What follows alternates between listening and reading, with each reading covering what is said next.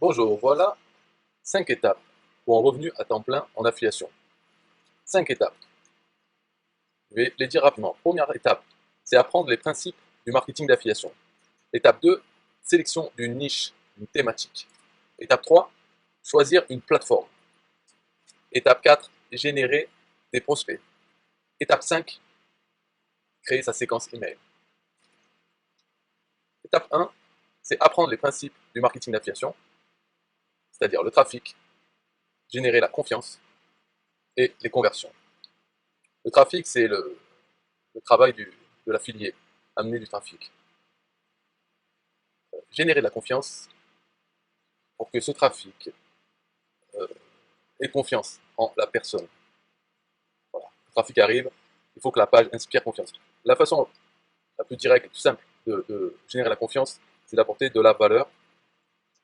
Voilà. Donc, de la valeur, c'est-à-dire montrer qu'on sait de quoi on parle, qu'on y a réfléchi avant, et donc que la personne qui parle peut apporter quelque chose. Et ça va générer des conversions. Donc apprendre déjà les principes du marketing d'affiliation. Comment, parce que la question souvent c'est comment vendre, comment je fais pour toucher des commissions.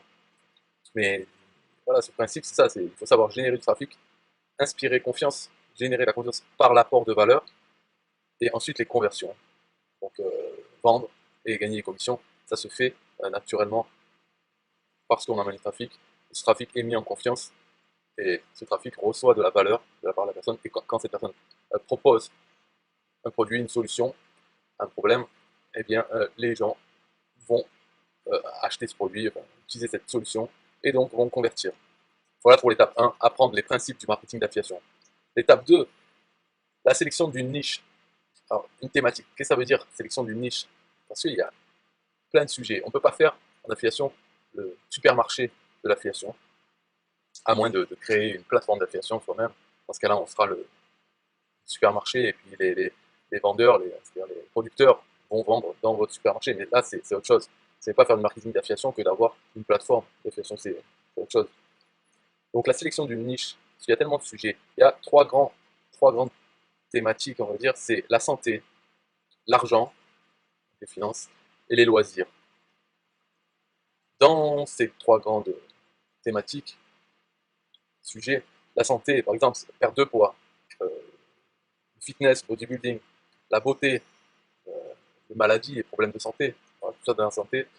Dans l'argent, c'est par exemple comment gagner de l'argent sur Internet, c'est-à-dire le marketing digital, le MLM, l'immobilier, la bourse, économiser, tenir un budget, etc. Voilà. Dans les loisirs, c'est tout ce qui est jardinage, bricolage, les voyages, on peut mettre aussi les sports, des choses comme ça. On pourrait rajouter aussi les relations, donc relations amoureuses, psychologie, confiance en soi, tout ça, développement personnel. Pour rajouter, ce serait une quatrième thématique. Donc ce qu'il faut dans l'étape 2, c'est voir une thématique qui nous intéresse un minimum, quoi, un peu, et dans laquelle on sait on va pas se lasser, on va pas en avoir marre, parce que une fois qu'on a choisi donc une grande thématique, ensuite une niche dans cette thématique, donc par exemple pour la santé, santé serait la thématique, une niche serait la perte de poids, et ensuite il faut encore descendre et choisir une sous-niche, parce que la perte de poids, c'est trop large, donc il faut se spécialiser dans la perte de poids pour tel type de personne, par exemple, ou perte de poids avec en disant telle façon. Il faut sectionner donc une grande catégorie, une niche et une sous-niche dans laquelle on a un intérêt qu'on peut développer. Ça, c'est l'étape 2, la sélection d'une niche thématique. L'étape 3, choisir une plateforme. J'ai bien dit une plateforme, pas deux ou trois. Et ça, bon, il y a deux grands types de plateformes. On va dire c'est gratuit et payant. Alors, comment choisir gratuit? C'est savoir, est-ce que vous avez plus de temps que d'argent ou plus d'argent que de temps? Si vous avez plus de temps que d'argent, vous choisissez de façon gratuite. Si vous avez plus d'argent que de temps, allez dans le payant. Pour les débutants, quand on commence souvent, on a plus de temps que d'argent. Donc, il faut choisir une plateforme gratuite.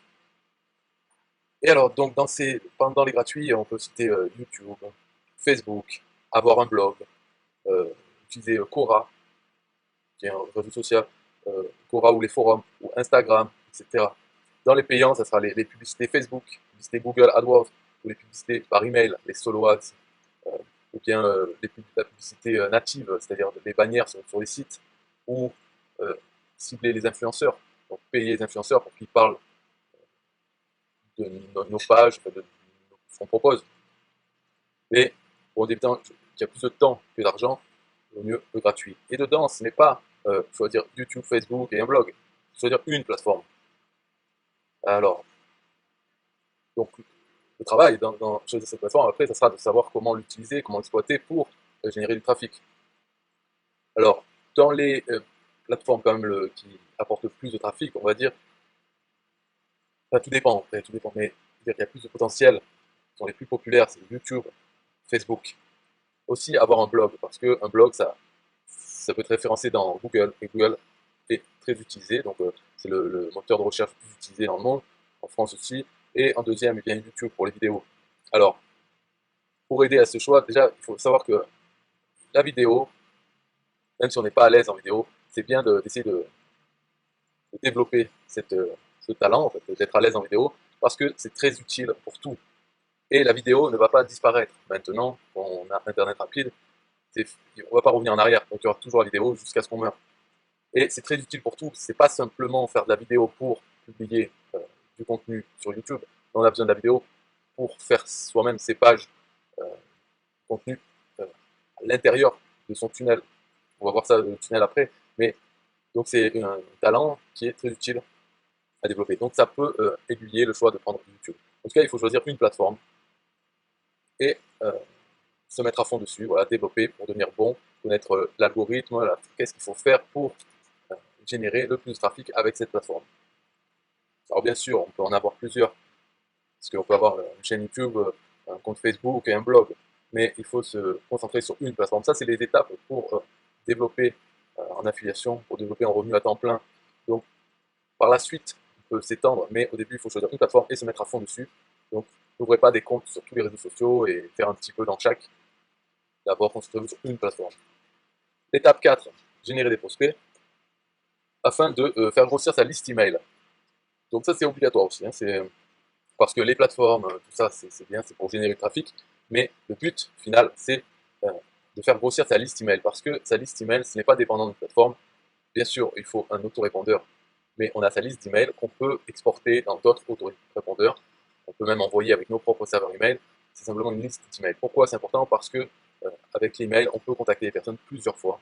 Et pour développer la confiance, et même pour vendre plusieurs produits aux mêmes personnes, on est obligé de pouvoir les contacter facilement plusieurs fois. Donc avec une plateforme, on est trop dépendant des algorithmes de la plateforme. Même si on a un abonné sur YouTube, on ne sait pas si il va voir l'ensemble de nos vidéos. Dès qu'on poste une nouvelle vidéo, est-ce qu'il va la voir? On ne sait pas. Peut-être que les gens sont abonnés et ne voient plus du tout nos contenus. Alors qu'avec un email, ça arrive dans leur boîte email et ça reste quand même, déjà c'est indépendant, mais ça reste lu. Donc l'étape 4, c'est générer des prospects. Il faut apprendre comment faire.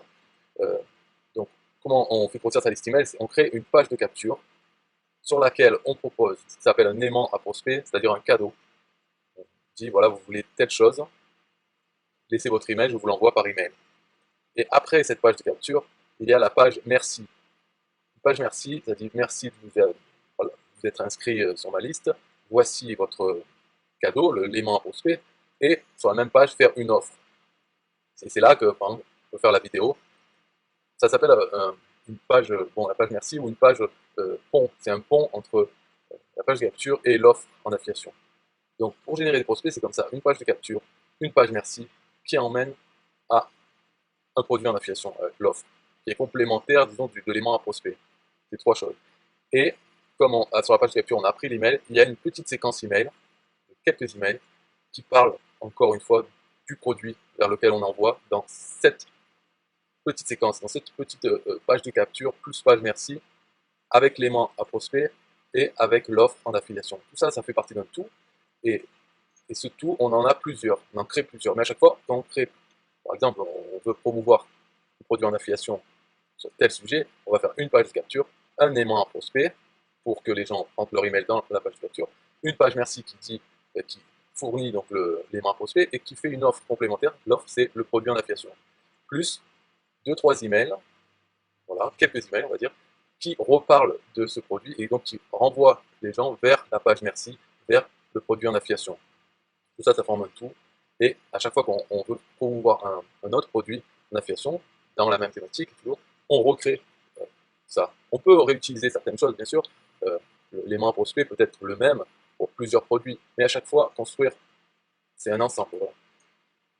Et ce qu'il faut, c'est recommander des bons produits en affiliation, donc les sélectionner, être sûr, parce que ça fait partie aussi de la confiance qu'on développe, de tous ces efforts pour fournir de la valeur, etc. Et si on recommande un produit qui n'est pas bon, déjà les gens vont se faire rembourser, mais surtout ils ne vont pas garder la confiance, puisqu'on leur a recommandé ce produit, ils l'ont acheté, l'ont téléchargé, ils s'aperçoivent qu'il n'est pas bon, vraiment pas bon, donc la personne qui a recommandé ça ne connaît rien, même s'il avait eu l'impression que c'était un expert, finalement, non. Donc ça perd cette confiance très facilement si le produit est vraiment bidon. Donc recommander un bon produit, pour savoir le bon produit, on peut simplement le télécharger et l'analyser soi-même, mais on peut se fier aussi aux chiffres dans les plateformes d'affiliation, le taux de remboursement, c'est-à-dire on peut se fier aux avis des autres clients. Voilà, si un produit est bon, ça va se voir dans les données qu'on a sur la plateforme d'affiliation. Ça, c'était l'étape 4, apprendre à générer des prospects, faire grossir sa liste email, chaque fois en créant cette petite machine à vendre, avec plusieurs éléments, voilà. Et l'étape 5, c'est la séquence email. Donc là, il faut se former au marketing par email, à la rédaction publicitaire, donc copywriting, pour pouvoir écrire une séquence email qui dure indéfiniment, c'est-à-dire qui peut durer des mois et des mois, en raison d'un email tous les 2 jours, 2 ou 3 jours. Et la façon de faire, donc il y a une technique qui est simple, il suffit de la suivre, c'est d'envoyer, disons, 4 emails à chaque fois. Un email avec de la valeur, apporter quelque chose sur le sujet. Deuxième email, pareil, de la valeur. Troisième email, pareil, avec de la valeur. Et quatrième, une offre d'un produit. Et ensuite, on recommence. Un de valeur, valeur, valeur, et une offre. Et faire ça indéfiniment. Avoir une séquence email qui peut durer 1 an. Voilà. Ça c'est un travail sur le long terme. Et ça marche aussi avec l'étape 4. C'est-à-dire au fur et à mesure, quand on construit de plus en plus de mini-machines à vendre, on peut ajouter ces emails dans notre grande séquence. Voilà, donc on a les 5 étapes